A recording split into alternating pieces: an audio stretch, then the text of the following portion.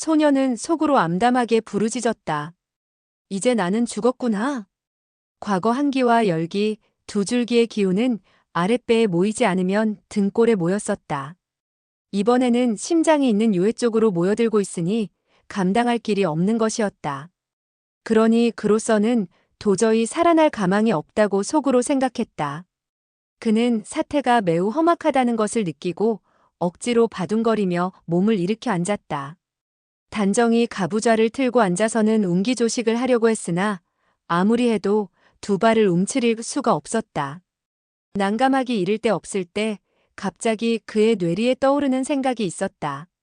백부님도 과거에 이와 같은 무공을 연마할 때 이런 고생을 겪었을까? 두 마리 참새를 손바닥에 놓고 날아가지 못하게 하는 것은 사실 크게 재미있는 일은 못 되었다. 진작 이럴 줄 알았더라면 이 재간을 익히지 않았을 것인데. 이때 문 밖에서 나직한 남자의 음성이 들려왔다. 방주님께 알립니다. 속하 표첩당의 전비가 기밀대사를 알려드릴 것이 있어서 찾아왔습니다. 소녀는 뼈를 에이는 듯한 고통으로 인해 아무런 소리도 할 수 없었다. 대답 소리가 들리지 않자 잠시 후 창문이 가볍게 열리면서 사람의 그림자가 번쩍했다. 곧이어 몸에 얼룩덜룩한 옷을 입은 사내가 소년 앞에 모습을 드러냈다. 그 사람은 앞으로 성큼 다가왔다. 그러나 눈앞에 벌어진 일이 너무나 뜻밖이라 급히 두 걸음을 물러섰다. 지금 소녀는 몸 안으로는 한기와 열기가 교차하면서 심장과 폐 속으로 몰려들어 파동을 치고 있었다. 따라서 심장이 격렬하게 뛰고 있었으며 금방이라도 심장이 멈춰지면서 죽을 것 같은 느낌이 소년을 압도했다. 온몸은 고통으로 인해 손가락 하나 까딱할 수 없었으나 정신은 이상하리만큼 말짱했다. 그는 눈을 커다랗게 뜨고 표첩당 전비라고 밝힌 사내를 바라보았다. 전비는 소년이 아무런 움직임을 보이지 않자 나직이 말했다. 방주께서는 무공을 연마하다가 주화인마되어 몸을 제대로 움직이지 못한다는데 지금은 좀 나았습니까? 소년은 몸을 조금 움직여 보았으나 말은 하지 못했다. 전비는 얼굴에 기쁜 빛을 띄우고 다시 말했다. 방주 아직 몸이 완쾌되지 않으셔서 제대로 몸을 움직이지 못하는군요. 매우 나직한 말이었으나 옆방에 있던 시검은 그 소리를 듣고 소년의 방으로 들어왔다. 전비가 얼굴에 흉측한 표정을 짓고 있는 것을 보고 시검은 놀라 부르짖었다. 무엇 하려는 거예요? 부르지도 않았는데. 함부로 방주님의 방 안에 뛰어들다니. 어떤 죄를 지었는가를 알고나 있어요? 전비는 몸을 흔들더니 갑자기 시검의 곁으로 다가왔다. 오른 팔꿈치로 그녀의 허리깨를 툭 치면서 오른손 손가락으로 그녀의 어깨 쪽지에 일지를 가했다. 시검은 대뜸 혈도가 짚혀 비스듬히 의자 위에 쓰러져 꼼짝을 못했다. 전비는 외공의 조예가 깊었으며 폐혈법에는 별로 조예가 없었다. 따라서 그는 상대방의 수족을 못쓰게 할 수는 있어도 말을 못하게 할 만한 재간은 없었다. 그리하여 그는 즉시 수건을 꺼내 그녀의 입을 틀어막았다. 시검은 그만 초조해지고 말았다. 전비가 방주에게 불리한 행동을 하려는 것을 깨달았으나 사람을 불러들일 수가 없는 형편이었던 것이다. 전비는 방주에 대해 꺼리는 바가 있어서 번쩍 손을 쳐들고 시검을 후려칠 신용을 해보이면서 시검에게 나직이 말했다. 나의 이 철사장으로 말할 것 같으면 일장에 너와 같은 계집애의 머리통을 박살낼 수 있다. 그러면서 그는 휙하니 시검의 정수리를 후려치려는 신용을 했다. 방주 녀석이 무공을 상실하지 않았다면 손을 쓸 것이 뻔한 일이다.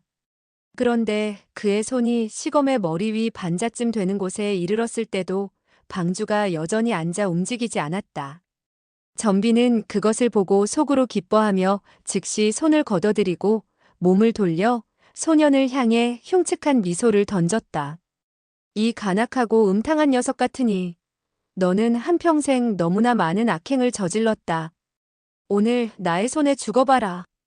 그는 두 걸음 침대 앞으로 다가섰다. 그리고 그는 다시 나직이 말했다. 너는 지금 항거할 힘이 없다. 내가 손을 써서 너를 죽이는 것은 영웅호걸의 행동이라 할 수 없다. 그러나 사실 나는 너에게 깊은 원한이 있다. 따라서 강호의 규칙이고 뭐고 따질 수가 없는 것이다. 그는 소년을 잡아먹을 듯이 노려보며 재차 말을 이었다. 내가 만약에 강호의 의리라는 것을 알고 있었더라면 나의 철을 유혹하지는 않았을 것이다. 소년과 시검은 몸을 움직일 수는 없었으나 그의 말만은 똑똑히 들을 수가 있었다. 소년은 속으로 생각했다. 무엇 때문에 그는 나와 깊은 원한을 맺게 된 것일까? 그리고 내가 그의 철을 유혹했다니 무슨 말일까? 시검은 시검대로 생각하는 바가 있었다. 도련님은 얼마나 많은 풍류의 빚을 졌는지 모른다. 그런데 오늘 결국 그 보답을 받게 되는구나. 정말 저 사람은 도련님을 죽이고 말 것 같군. 그만 당황하고 황급해진 그녀는 바둥거려 보았으나 손발이 시큰거릴 뿐 힘을 쓸 수가 없었다. 그녀가 몸을 약간 기울이는 바람에 그만 의자에서 쿵 하니 땅바닥에 떨어지고 말았다. 전비는 매섭게 말했다. 나의 처가 너에게 몸을 빼앗겼다. 너는 내가 알면서도 모른 척 눈을 감는 비겁한 놈인 줄 알고 있었겠지만 너를 어찌할 수 없어서 모른 척하고 끓어오르는 화를 참았을 뿐이었다. 그런데 하늘이 무심치 않아 너와 같이 음탕한 도적이 오늘 끝내 나의 소나귀에 들어오게 만드셨구나. 그러면서 그는 두 발을 약간 벌리고 서서는 공력을 오른팔에 돋우었다. 그의 오른팔에서는 우두둑 하는 소리가 났다. 그와 동시에 휙하니 일장을 들어 소년의 가슴팍을 후려쳤다. 전비는 장락방 외호당 가운데 하나인 표첩당의 향주였다. 그는 20여 년간 철사장을 연마하였는지라 대단한 실력의 소유자였다. 이 일장에 그는 십성의 공력을 돋우게 되었고 바로 소년의 두 젖가슴 사이에 있는 전중혈을 후려치게 되었다. 한데 그 순간 뚝 하는 소리와 함께 전비의 오른팔이 부러지면서 그의 몸뚱어리가 붕 떠서 곧장 뒤로 날아가 창틀을 부수고 밖으로 나가 떨어졌다. 동시에 그는 그만 숨이 꽉 막혀 정신을 잃고 말았다. 창문 밖은 화원이었다. 화원에는 순찰을 돌고 있는 사람이 있었는데 이날 밤 표첩당의 제자들이 당직이 되어 술라를 돌고 있었다. 전비가 방주의 내실로 들어올 수 있었던 것도 바로 그의 부하들이 순찰을 돌고 있었기 때문이었다.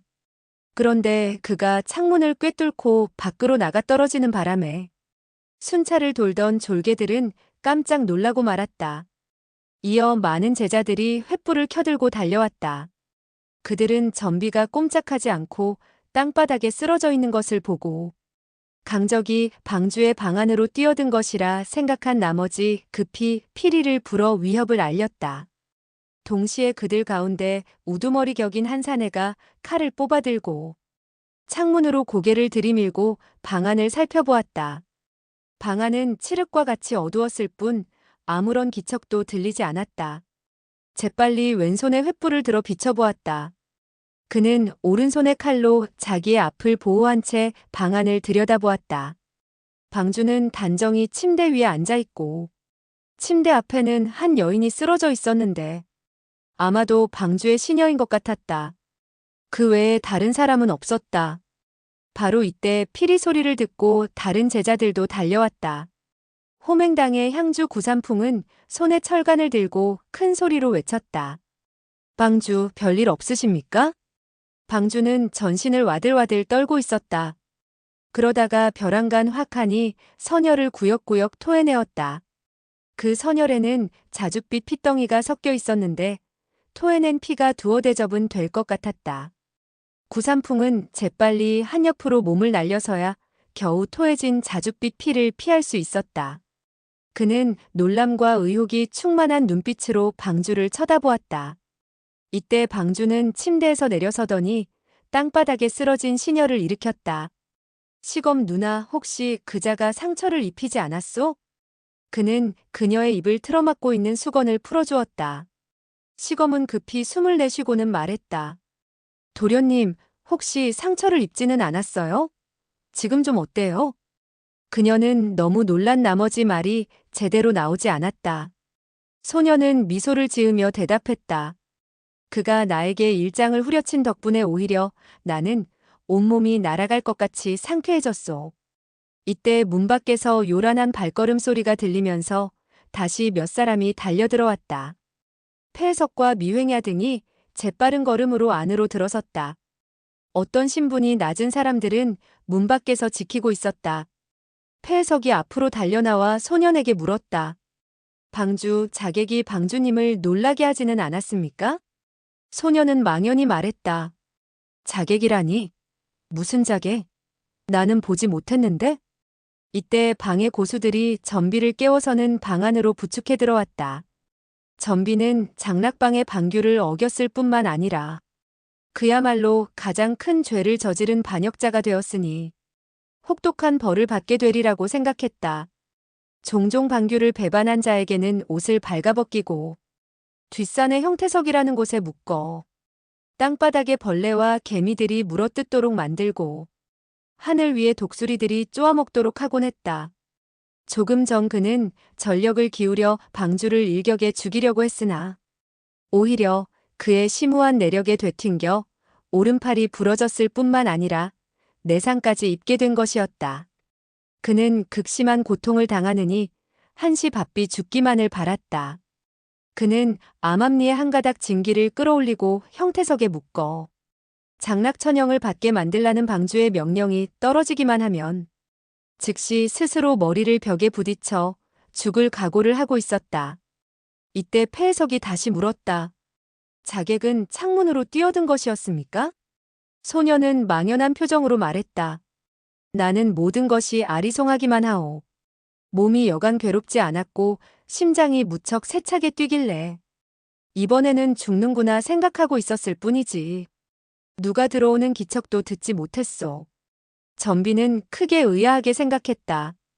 그는 정말 정신이 흐릿해서 내가 자기를 때린 것도 모르고 있었단 말인가? 그러나 저 하녀는 내가 손을 쓴 것을 알고 있으니 모든 진상을 털어놓겠지? 아니나 다를까 폐해석은 시검의 허리깨와 어깨 쪽지를 주물러 주었다. 운기행공에서 그녀의 혈도를 풀어준 것이다. 그런 연후에 폐해석은 그녀에게 물었다. 누가 너의 혈도를 짚었지? 시검은 전비를 가리키며 말했다. 바로 저 사람이에요. 폐해석은 전비를 바라보며 눈살을 찌푸렸다. 전비는 냉소하며 몇 마디 욕지거리를 한 후에 죽으려고 했다. 그런데 방주가 갑자기 말했다. 내가 그렇게 하도록 시킨 것이요. 시검과 전비는 자기의 귀를 의심할 지경이었다. 두 사람은 멍하니 소년을 바라보았다. 도대체 어떤 의도에서 그와 같은 말을 한 것인지 알 수가 없었다. 소년은 모든 일에 대해서 깜깜했다. 그러나 그는 이미 사태가 심각하다는 것을 깨닫게 된 것이다. 모든 사람들이 자기에게 지극히 공손하게 구는 이 마당에 만약 전비가 시검을 제압하고 자기에게 일장을 후려쳤다는 사실이 드러나게 된다면 전비에게 크게 불리하리라 생각하고 거짓말을 한 것이었다. 그는 물론 그에게 한 번 도움을 주자는 생각이었지만 그 이유는 자기로서도 설명할 수가 없었다. 그는 속으로 어렴풋이 전비가 자기를 죽이려고 한 것은 어떤 원한과 분노에서 비롯된 행동이라는 것을 짐작하고 있었다. 그 당시 그의 체내에 한기와 열기가 서로 교차하여 그를 괴롭히고 있을 때 마침 전비가 일장으로 전중혈을 후려쳐줌으로써 온몸이 시원해진 것이었다. 원래 전비의 일장은 공교롭게도 전중혈을 후려치게 되었는데 전중혈은 사람 몸에 있어서 기의 바다였다. 전비의 장력은 세찼을 뿐 아니라 시각 또한 공교로워 그 일장을 후려침으로써 그의 파름경맥과 파량경맥으로 엄습하던 음양의 내공을 하나로 뭉치게 하고 수화가 융화하여 한기와 열기를 나눌 수 없게 한 것이었다. 따라서 그 당시 그의 내력은 갑자기 증강하게 되어 전비로 하여금 창밖으로 퉁겨나가도록 만들었던 것인데 소녀는 그와 같은 사정을 전혀 모르고 다만 체내의 한기가 청량한 기운으로 변하고 사람을 불태울 것 같은 뜨거운 기운이 따사로운 기운으로 화해서 사지백해로 퍼지는 것을 알아차릴 수 있었다. 곧이어 그는 온몸이 상쾌해지는 것을 느꼈고 다시 잠시 후에는 청량함과 온화함 감마저 느낄 수 있게 되면서 전신에 정력이 충만하게 되어 소리를 지르고 싶은 충동에 사로잡히게 되었다. 호맹당의 향주 구삼풍이 방 안으로 들어서게 되었을 때 그는 체내에 쌓이고 쌓인 응어리진 피를 왁하니 토하게 되었고 그대뜸 정신이 맑아지게 되었는데 비단 체력이 왕성하게 되었을 뿐만 아니라 머리의 반응도 몇 배로 더 영민하게 되었던 것이었다. 폐해석 등은 시검의 옷차림이 단정하지 못하고 머리카락이 흐트러졌을 뿐 아니라 표정이 황급한 것을 보고 나름대로 짐작을 하고 있었다. 방주가 호색한인 만큼 병이 약간 차도가 있자 사악한 생각을 품고 그녀에게 못된 짓을 하려 했는데 마침 전비가 밖으로부터 순찰을 돌다가 방주의 부름을 받고 들어와 시검의 혈도를 짚은 것이라 생각한 것이었다. 그러다가 전비가 어떻게 잘못하여 방주의 비위를 거슬리게 되고 그만 방주에 의해 창밖으로 내동댕이 쳐졌는데 이는 10중 8구 전비가 시검의 옷자락을 벗기라는 명을 받고 우물쭈물했기 때문이 아닌가 하는 지레짐작을 하였다. 전비의 무공이 방주보다 높은데 어째서 대뜸 창밖으로 나가 떨어졌을까 하는 문제에 대해서는 전비가 일부러 그의 노기를 가라앉히기 위해 연극을 한 것이라 판단을 내렸다. 무사람들은 전비의 상처가 가볍지 않고 머리와 얼굴 그리고 팔도 화원에 있는 가시나무에 찔려 피로 물든 것을 보고 하나같이 동료의식에서 동정을 금할 수가 없었다. 다만 방주의 앞이라 전비에게 위로의 말을 던지지 못했을 뿐이었다. 윗사람이 이와 같이 생각하니 다른 사람들이야 더욱더 자객에 대해서 물어볼 사람이 없게 되었다. 호맹당 향주 구삼풍은 자기가 방주의 흥취를 깨뜨리게 되었다고 판단하자 전비가 당한 예도 있기 때문에 방주가 어쩌면 자기에게 즉시 얼굴을 붉히고 꾸중을 내릴지 모른다는 생각이 들었다. 그는 즉시 허리를 굽히고 말했다. 방주님은 좀 쉬도록 하십시오. 속하는 이만 물러가겠습니다. 그러자 나머지 사람들도 다투어 인사를 하며 물러갔다. 폐해석은 방주의 안색이 이상한 것을 보고 그의 몸이 걱정되어서는 손을 내밀었다. 어디 방주의 맥박을 다시 한번 짚어보기로 합시다. 소녀는 손을 내밀어 그가 자기의 맥을 짚는 것을 가만 내버려 두었다.